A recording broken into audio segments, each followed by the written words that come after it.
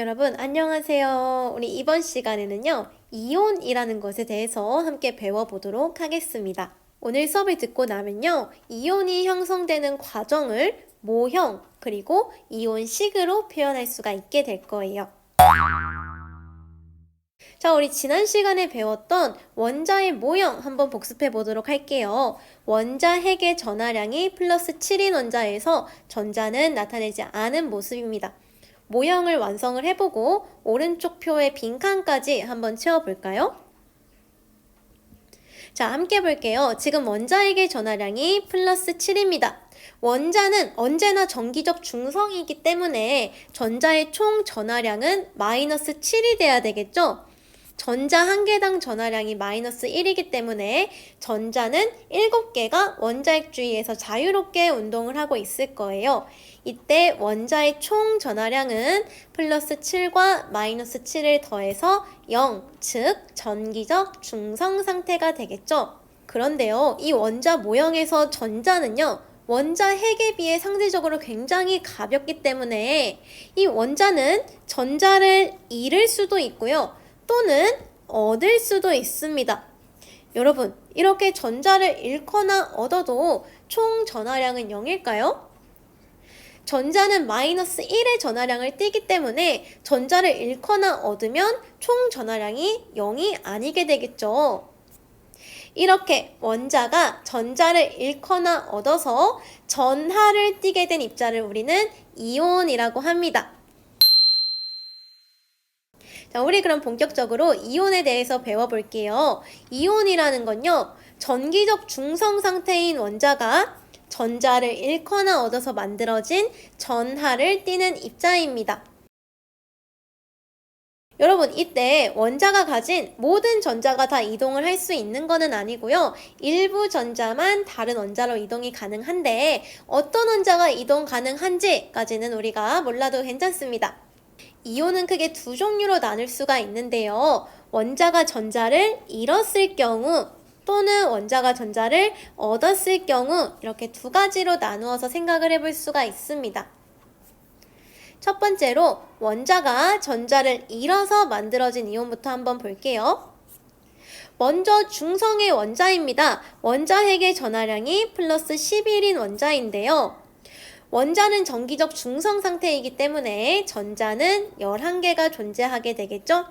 원자핵의 전하량은 플러스 11, 전자의 총 전하량은 마이너스 11, 원자는 이렇게 정기적 중성 상태입니다.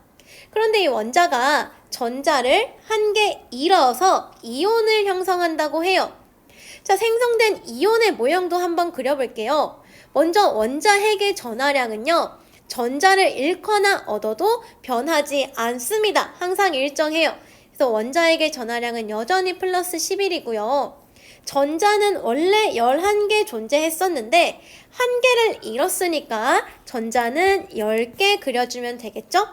아래 표를 채워보면 원자핵의 전하량은 그대로 플러스 11, 전자의 총 전하량은 전자가 10개니까 마이너스 10, 그래서 이 이온의 총 전하량은 플러스 1이 됩니다. 굳이 이렇게 표를 그려서 계산하지 않아도 중성의 원자에서 마이너스 1의 전하량을 띠는 전자가 하나 빠져나갔기 때문에 남은 이온은 상대적으로 플러스 1의 전하량을 띠겠구나 라고 생각을 하면 편하겠죠. 여러분, 이렇게 전자를 잃어서 만들어진 양전하를 띠는 이온을 우리는 쉽게 양이온이라고 부릅니다. 그럼 이어서 전자를 얻어서 만들어진 이온도 볼게요.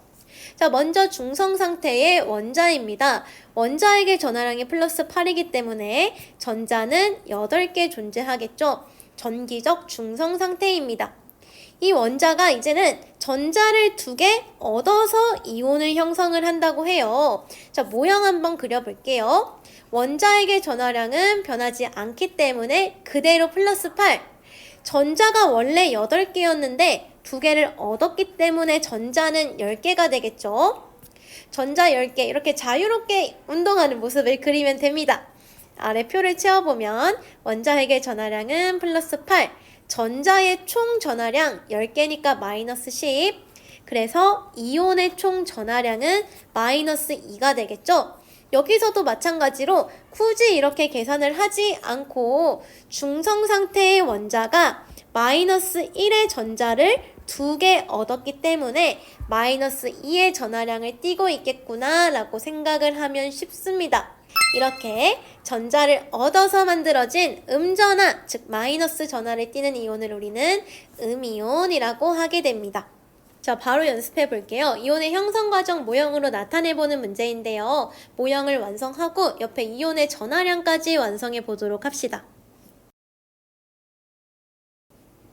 자, 1번부터 볼게요. 마그네슘 원자입니다. 지금 정기적 중성 상태이기 때문에 원자핵의 전하량이 플러스 12라면 전자의 개수는 12개가 되겠죠. 자, 이온이 될 때 전자 2개를 잃습니다. 일단 원자핵의 전하량은요, 변하지 않기 때문에 플러스 12 그대로 쓰면 되고요. 전자가 원래 12개였는데 전자를 2개 잃었기 때문에 전자는 10개만 그려주면 되겠죠? 이온의 전하량은요, 중성인 원자가 마이너스 1인 전자 2개를 잃었으니까 남는 건 플러스 2라고 쉽게 생각을 하면 됩니다. 이온의 전하량은 플러스 2가 되겠네요. 자, 2번 플루오린 원자입니다. 원자핵의 전하량이 플러스 9이니까 전자는 원래 9개가 있었을 텐데 이번에는 전자를 1개 얻었다고 합니다. 모형 그려보면 원자핵의 전하량은 그대로 플러스 9인데 전자 1개를 더 얻어서 전자는 10개를 그리면 되겠죠. 이온의 전하량은 중성인 원자가 마이너스 1의 전자를 1개 얻었으니까 이온의 전하량 마이너스 1이라고 쉽게 생각을 하면 됩니다. 두 번째는요, 우리가 이 이온을 표현하는 방법을 배울 거예요. 앞에서 원소기호 그리고 화학식을 이용했던 것처럼 이번에는요, 이온을 표현하는 식, 이온식에 대해서 배워보도록 하겠습니다. 이온식은요, 원소기호만 알고 있으면 굉장히 쉬워요. 이번에는 원소기호의 오른쪽 위쪽에 잃거나 얻은 전자수를 표시할 건데요. 요거는요, 예시를 들어보면 굉장히 쉽게 이해할 수 있습니다. 먼저 양이온 2개 예시부터 살펴볼게요. 마그네슘 이온입니다. 마그네슘 이온은 원자에서 전자 2개를 잃으면서 생성되는 이온인데요. 일단 우리가 배웠던 마그네슘 원소기호를 써줍니다. 이때 전자를 2개 잃었으니까 양이온이 되겠죠. 전자를 2개 잃었다는 건 남은 양이온의 전하량이 플러스 2라는 거를 우리가 알 수 있어요. 이때 마그네슘의 오른쪽 위에 2 플러스라고 적어줍니다. 여기서 조심해야 될 게 우리가 전하량을 나타낼 때는요, 일반적으로 가로 안에 그리고 부호를 앞에 숫자를 뒤에 쓰지만 이온식을 쓸 때는요, 가로도 없고요, 숫자를 앞에 기호를 뒤에 씁니다. 여러분들이 Mg2+ 이 이온식을 본다면 마그네슘 원자가 전자를 2개 잃어서 생성된 이가 양이온이구나 라고 생각을 하면 됩니다. 하나 더 연습해 볼게요. 이번에는 나트륨 이온입니다.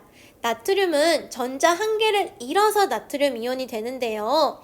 일단 우리가 배운 나트륨의 원소기호 Na 써줘야 되겠고요. 전자를 1개 잃었으니까 양이온이겠죠. 이온의 전하량은 플러스 1일 거예요.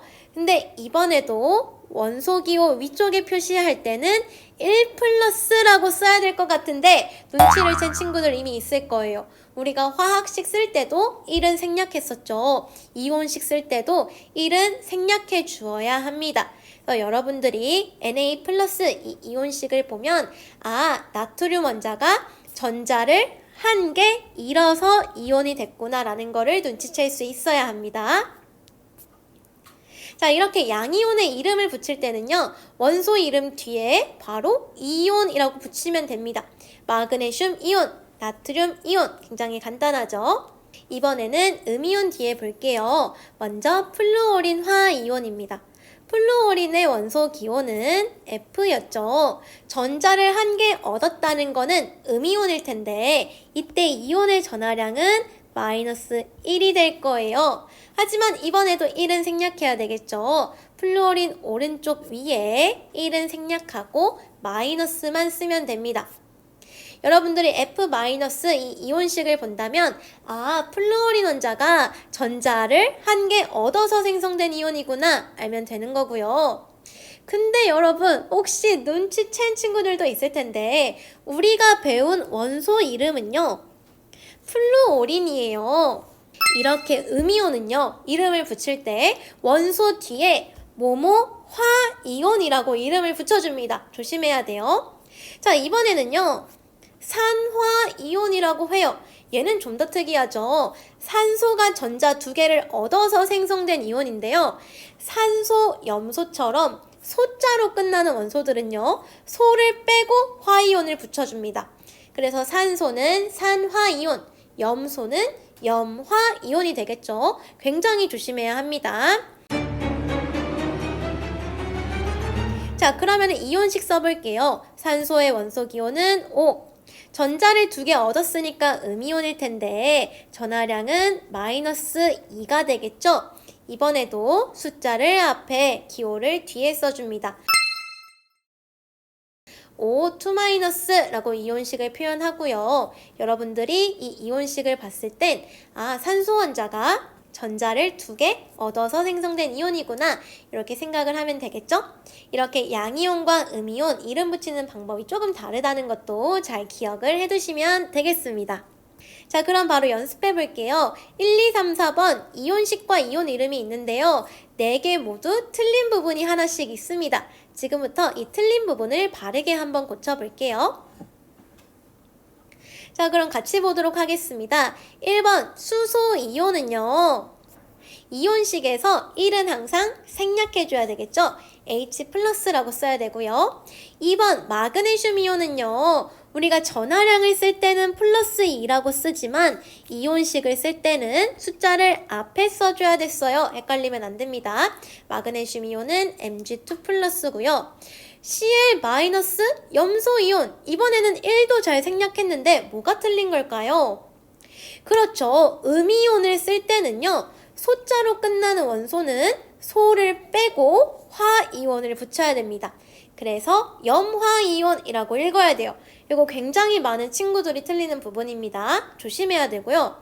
4번 플루오린 이온, 음이온이죠. 음이온은요. 화이온이라고 이름을 붙여야 됐어요. 그래서 플루오린 화이온이라고 이름을 붙여주면 됩니다. 자, 여러분들 이게 다 우리가 외워야 될 이온들의 이온식입니다. 이온의 이름들과 이 이온식까지 함께 외워줘야 하는데요. 예를 들어서 아연 이온은요. 중성의 아연 원자가 전자를 두 개 잃어서 생성된 이온이에요. 이온 중에는 이렇게 원자 한 개로 이루어진 이온들도 있지만 수산화이온, 탄산이온, 황산이온, 과망가니즈산이온, 암모늄이온처럼 여러 개의 원자로 이루어진 것들도 있어요. 참고를 하면 되겠고요. 이 전체를 암기해 주시면 되겠습니다. 네, 여러분들이 이걸 외우다 보면은 조금 의문이 드는 부분이 있을 거예요. 선생님, 어떤 거는 전자를 한 개 잃고 어떤 거는 전자를 두 개 잃어요. 어떤 기준이죠? 기준이 있긴 한데요. 어떤 기준이냐면은 이온 상태에서 전자가 2개, 10개, 18개 등 이런 경향성은 분명히 존재합니다. 하지만 이것까지 계산하기에는 우리가 또 다른 외워야 할 부분이 있기 때문에 여러분들은요. 그냥 앞에 표를 영어 단어 외우듯이 외우는 게 지금은 가장 쉬운 방법입니다. 마지막 3번은요. 이온으로 이루어진 물질에 대해서 배워볼 거예요. 양이온 그리고 음이온이 규칙적으로 배열해서 결정을 이루는 물질들도 있는데요. 결정이라는 거는 분자는 아니에요. 무슨 말이냐면 선생님이 저번 시간에 아마 설명을 했을 텐데요. 나트륨 이온과 염화 이온이 결합해서 염화 나트륨이 됩니다. 염화 나트륨의 모형을 보면요. 이렇게 염화 이온과 나트륨 이온이 연속적으로 결합되어 있어요. 분자라는 건 독립적으로 존재하는 상태를 말하기 때문에 이렇게 연속적으로 존재하는 거는 분자라고 하지 않겠죠? 이온과 이온이 결합한 거 결정이라고 해야지 맞는 표현입니다. 나트륨 이온이 1 플러스, 염화 이온이 1 마이너스니까 1대1로 결합하면은 중성의 염화 나트륨이 되는 거고요. 또 다른 예시는 칼륨 이온과 질산 이온이 결합한 질산 칼륨, 칼슘 이온과 탄산 이온이 결합한 탄산 칼슘, 이런 예들도 있습니다. 여러분들이 이런 화합물을 봤을 때는 이온과 이온이 결합한 물질이구나를 알 수 있어야 합니다.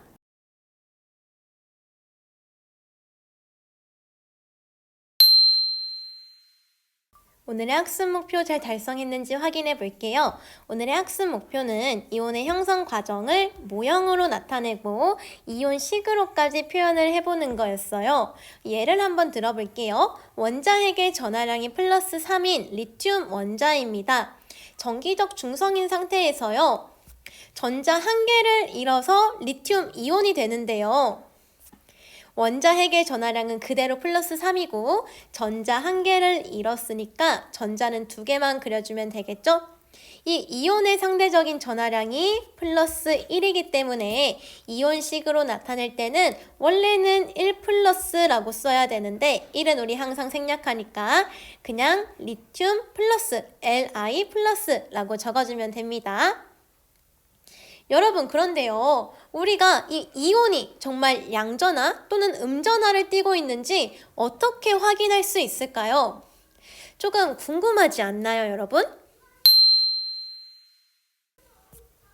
그럴 줄 알고 우리 두 번째 수업을 바로 이어서 한번 해보려고 해요.